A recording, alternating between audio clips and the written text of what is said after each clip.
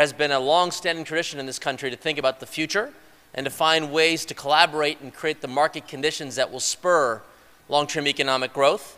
And if you will indulge me during my remarks today, I'll share with you the President's vision for how we see what we're calling this movement around open innovation. And it is my hope that those of you listening to this discussion might leave with an idea or two that might actually be pertinent to your particular consumer electronics product or service. The strategy had three parts. It says that America's at its best when we invest in the building blocks of innovation. Investments in research and development, which our country now is at roughly $147 billion a year. Investments in our human capital to ensure that our children are equipped with the tools they need to succeed, with emphasis on science, technology, engineering, and mathematics.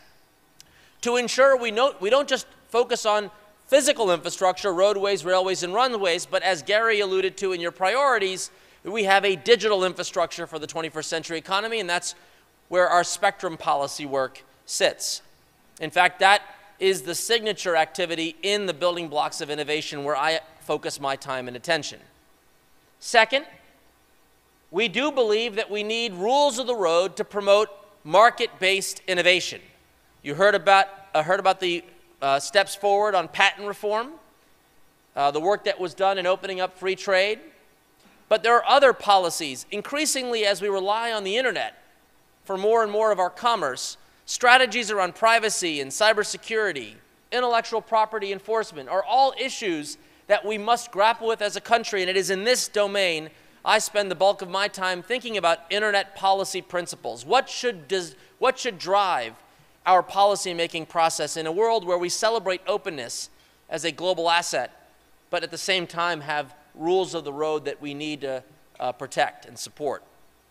And last, certainly not least, we need to unleash more and more Victor Garcias in the key challenges that confront our great nation, unleashing a clean energy economy, developing breakthroughs in advanced manufacturing, achieving improvements in healthcare and education. Prize authority and challenge in policy, it's a new tool in Washington, and it's an exciting one. And I would encourage you to think about the problems as you see them, to see whether or not we should be issuing a challenge or a prize on any topic that you think is of interest. Second, we are increasingly opening up our research and development investments and encouraging pre-competitive R&D collaboration.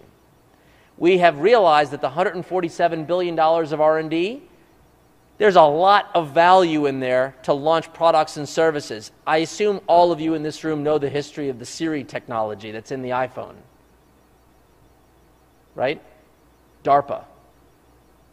Our military research and development investments, and thanks to the Bayh-Dole Act of 1980, was capable of commercializing that asset to help the private sector.